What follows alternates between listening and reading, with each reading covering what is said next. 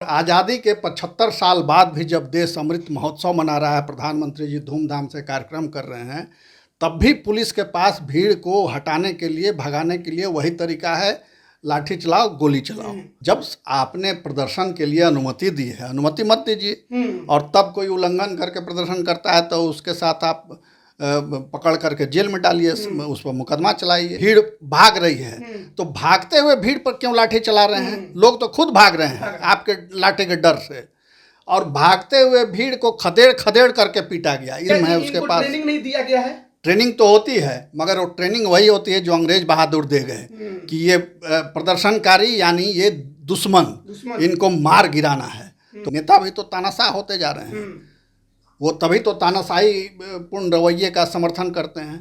नहीं तो किसी लोकतांत्रिक देश में पुलिस इस तरह का बिहेव करे, जनता के अधिकारों का हनन है, मानवाधिकारों का हनन है ये। इस पर तो मानवाधिकार आयोग को इस पर संज्ञान लेना चाहिए और कार्रवाई करनी चाहिए कि पुलिस आखिर इतनी क्रूर क्यों है। नमस्कार, आप लाइव बिहार देख रहे हैं। मैं हूं राजमोहन तिवारी। बिहार विधानमंडल का मॉनसून सत्र चल रहा है, लेकिन आज सदन के बाहर राजधानी पटना की सड़कों पर बीजेपी विधानसभा मार्च निकाल रही थी। गांधी मैदान से पैदल चलना शुरू किया और डाक बंगला चौराहे पर पहुंचते पहुंचते पुलिस ने जिस बर्बरता पूर्वक लाठी चार्ज किया, उसमें एक कार्यकर्ता की मौत भी हो गई। जो माहौल बना था वो बताता था कि पुलिस को पूरी खुली छूट मिली हुई है कि जितना चाहे, जिसको चाहे उस पर लाठी बरसाए। कई कार्यकर्ताओं के सर फूटे, कई के हाथ टूटे और कई बेहोश होकर गिर गए। अस्पताल में कितने भर्ती हैं, ये आज की तस्वीर जो थी वो दिल दहला देने वाली थी। हमारे साथ वरिष्ठ पत्रकार प्रवीण बागी हैं, जो आज देखने को मिला। पहले कभी भी किसी पार्टी के आंदोलन में, प्रदर्शन में आपने ऐसा कभी देखा? ये बिल्कुल अभूतपूर्व था। और इस पर चर्चा करने के पहले एक बात मैं ये कहना चाहूँगा कि अंग्रेज़ों के शासन के बाद जब आज़ादी मिली तो देश में बहुत कुछ बदला, मगर जो सबसे ज़रूरी बदलाव होना चाहिए था वो नहीं बदला, और वो है पुलिस का कैरेक्टर। अंग्रेज़ों के समय में भी भीड़ को हटाने के लिए, भगाने के लिए पुलिस के पास यही उपाय होता था कि लाठी चलाओ और फायरिंग करो। और आज़ादी के 75 साल बाद भी जब देश अमृत महोत्सव मना रहा है, प्रधानमंत्री जी धूमधाम से कार्यक्रम कर रहे हैं, तब भी पुलिस के पास भीड़ को हटाने के लिए, भगाने के लिए वही तरीका है, लाठी चलाओ, गोली चलाओ। तो ये बदलाव बहुत ज़रूरी है। और ये ऐसा है कि जो भी पार्टी सत्ता में होती है वो पुलिस के अत्याचार को, पुलिस के दमन को जायज़ ठहराती है, और विपक्ष में जो दल होता है वो उसका विरोध करता है। अगर भाजपा आज सत्ता में होती और विपक्ष पर प्रहार होता, दूसरे संगठन पर, किसी पर पुलिस इस तरह से बर्बर व्यवहार करती, तो भाजपा भी पुलिस को जायज़ ठहराती, पुलिस की कार्रवाई को। जैसा कि आज जनता दल यू के लोग, नेता उसके और कार्यकर्ता जायज़ ठहरा रहे हैं। लेकिन यहाँ एक सवाल उठेगा कि किसी के मौत को कितना आप जायज़ ठहरा सकते हैं? पुलिस तो ये कह रही है, पटना पुलिस की, वो जिसकी मौत हुई वो जुलूस में शामिल ही नहीं था। अच्छा, तो वो करे कि वो तो दूसरे वजह से उसकी मौत हुई। तो पुलिस के पास तमाम तरह के हथकंडे हैं और उसको सत्ता पक्ष का संरक्षण होता है, चाहे दल कोई भी हो, चाहे वो वाम दल हो, दक्षिणपंथी दल हो, मुख्य धारा के दल हों, कांग्रेस हो या क्षेत्रीय पार्टियां हों।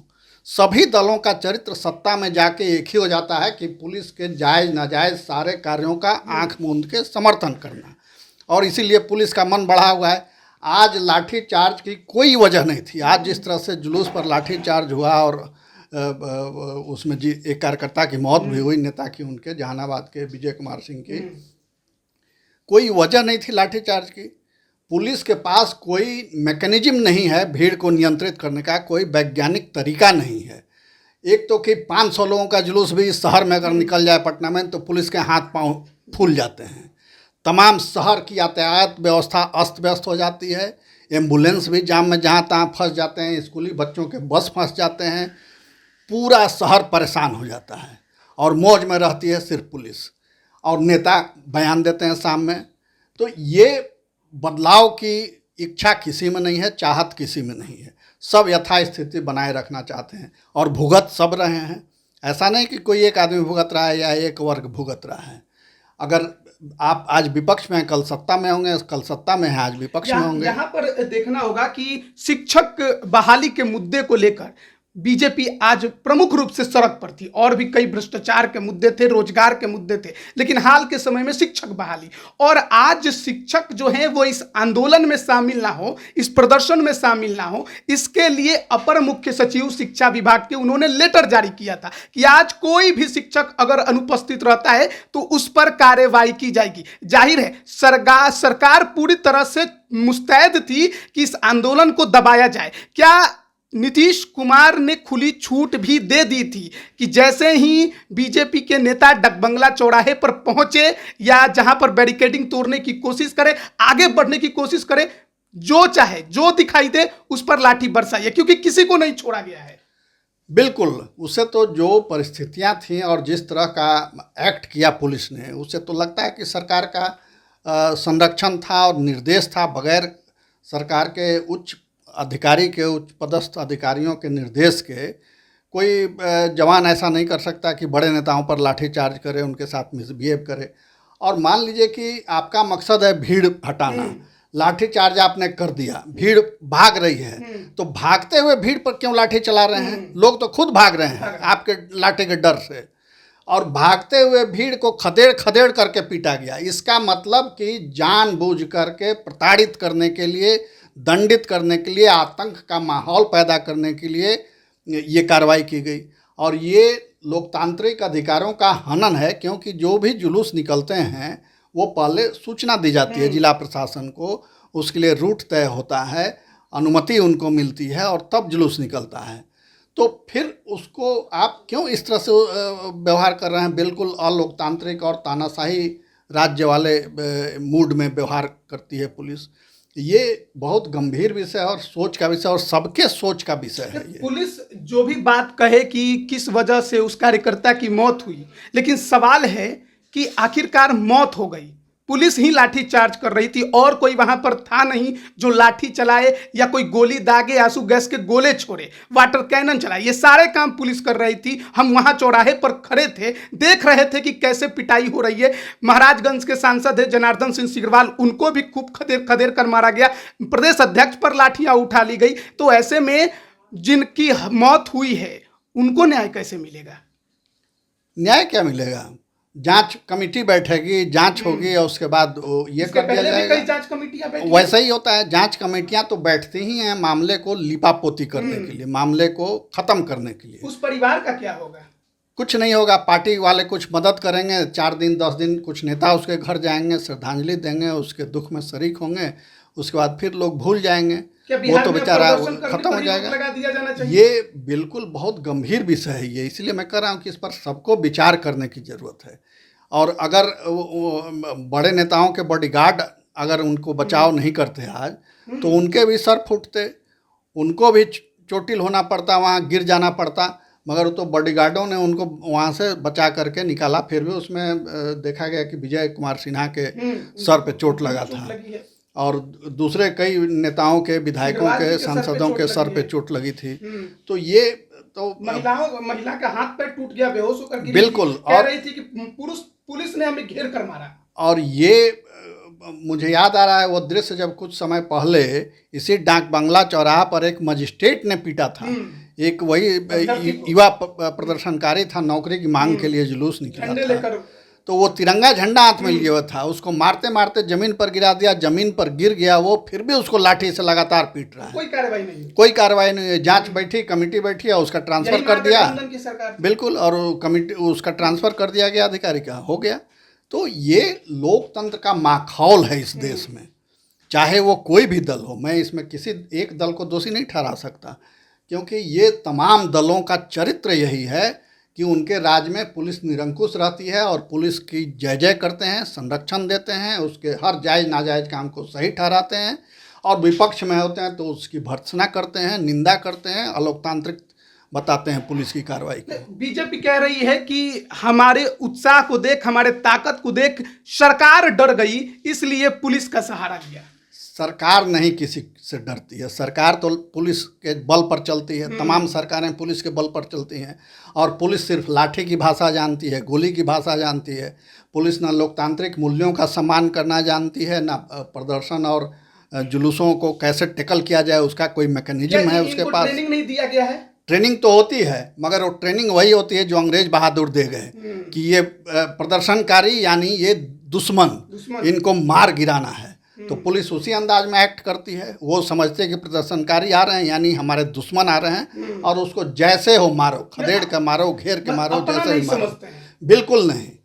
तो मनोवृत्ति वही है अंग्रेजों वाली, वो मनोवृत्ति नहीं बदली है। पुलिस की ट्रेनिंग शैली नहीं बदली है, कार्य प्रणाली नहीं बदली है, लोकतांत्रिक और नेताओं का रवैया भी नहीं बदला है, नेताओं की मानसिकता भी नहीं बदली है। नेता भी तो तानाशाह होते जा रहे हैं, वो तभी तो तानाशाही पूर्ण रवैये का समर्थन करते हैं। नहीं तो किसी लोकतांत्रिक देश में पुलिस इस तरह का बिहेव करे और कोई कार्रवाई ना हो, तो ये तो बहुत शर्मनाक है, बहुत निंदनीय है। इसके अलावा अगर अब देखा जाए, अब तो लाठीचार्ज हो गया, कई गिरफ्तार भी हो गए, उन्हें डिटेन कर लिया गया, तो अब आगे क्योंकि एक दिन और विधानसभा का सत्र कल तक चलना है, उसमें भी हमें इसका असर देखने को मिलेगा।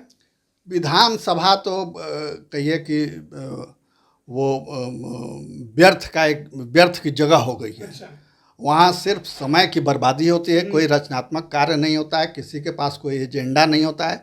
सिर्फ जाना और विधानसभा कैसे डिस्टर्ब किया जाए, जो विपक्ष में होता है उसकी मंशा यही होती है कि कैसे इसको डिस्टर्ब करो, और जो सत्ता पक्ष होता है उसकी मंशा होती है कि अपना काम समेट लो, जल्दी जल्दी करा लो। इसके पहले भी आपने तो कई ऐसे आंदोलन देखे होंगे, आपने देखा है कि कभी इतना आंसू गैस का गोला चलाया हो, इतना मारा गया हो, इतने वाटर कैनन का इस्तेमाल किसी राजनीतिक पार्टी के आंदोलन पर हुए हो? 74 के आंदोलन में ऐसे ही होता था। अच्छा, 74 वाला आंदोलन अब जो 2023 में हाँ, जो जेपी का आंदोलन जो चल रहा था उस समय, उसमें भी पुलिस का यही दमनकारी रवैया था। तो उस समय तो बिहार पुलिस के मन में थोड़ी सहानुभूति थी कि छात्रों के साथ, यहाँ के नौजवानों के साथ, तो इसलिए सीआरपी को तैनात किया जाता था कि सीआरपी दूसरे प्रदेश से आया है तो उसको कोई मरवत नहीं होगी, कोई सॉफ्ट कॉर्नर नहीं होगा उसके मन में बिहारियों के प्रति। तो ऐसे ही दमन होता था। और उस दमन के बाद जो सरकार बनी, जनता पार्टी की सरकार, उसके राज में भी पुलिस वैसे ही दमन करती रही। तो ये चक्र चल रहा है और पुलिस का रवैया नहीं बदल रहा है। तो जिस प्रकार से बीजेपी कार्यकर्ता की मौत हुई, सरकार पर असर पड़ेगा? कुछ लगेगा उनको कि गलती हुई है उनसे? कोई असर नहीं पड़ेगा। ये कोई पहली मौत है। जुलूस में कितनी मौतें हुई हैं, देश भर में होती हैं, फायरिंग में होती हैं, मगर कहाँ कोई रवैया बदलता है, कोई बदलाव नहीं होता है। तो आप ये तय मानिए कि इसमें भी कोई बदलाव नहीं होगा, कोई पुलिसकर्मी दंडित नहीं होगा, कोई अधिकारी दंडित नहीं होगा, सिर्फ रस्म अदायगी होगी और फिर सब कुछ सामान्य हो जाएगा। लोकतंत्र को बचाने की बात करते हैं, संविधान को बचाने की बात करते हैं महागठबंधन की सरकार, लालू यादव हो या नीतीश कुमार हो, और आज जब उसी संविधान के तहत कोई आंदोलन करेगा तो फिर ये जो लाठीचार्ज हुआ, ये संविधान को बचाने और लोकतंत्र को बचाने का तरीका है? बिल्कुल नहीं, ये संविधान विरोधी है, लोकतंत्र विरोधी है और मतलब जनता के अधिकारों का हनन है, मानवाधिकारों का हनन है ये। इस पर तो मानवाधिकार आयोग को इस पर संज्ञान लेना चाहिए और कार्रवाई करनी चाहिए कि पुलिस आखिर इतनी क्रूर क्यों है। जब आपने प्रदर्शन के लिए अनुमति दी है, अनुमति मत दीजिए, और तब कोई उल्लंघन करके प्रदर्शन करता है तो उसके साथ आप पकड़ करके जेल में डालिए, उस पर मुकदमा चलाइए। मगर आप अनुमति देते हैं और उस शांतिपूर्ण, ऐसा नहीं है कि कोई उत्तेजनापूर्ण कार्रवाई हो, जुलूस की ओर से कोई पथराव नहीं हुआ, कोई अस्त्र शस्त्र का प्रदर्शन नहीं हुआ, तब लोग आगे बढ़ने की कोशिश कर रहे थे। ये स्वाभाविक है कि लोग आगे बढ़ने का धक्का मुक्की होता ही है। तो उस धक्का मुक्की को कंट्रोल करने का दूसरा भी तरीका हो सकता है, बेहतर तरीका हो सकता है। ज़्यादा देर इंतजार भी नहीं किया पुलिस ने। बिल्कुल, पुलिस तो तैयार बैठी थी। पुलिस को बिल्कुल निर्देश रहा होगा ऊपर का कि पूरा कड़ा व्यवहार करना है। असर देखते हैं कुछ? कोई असर नहीं होगा। आगे भी इसका कुछ ये भारतीय लोकतंत्र का ये रूटीन है।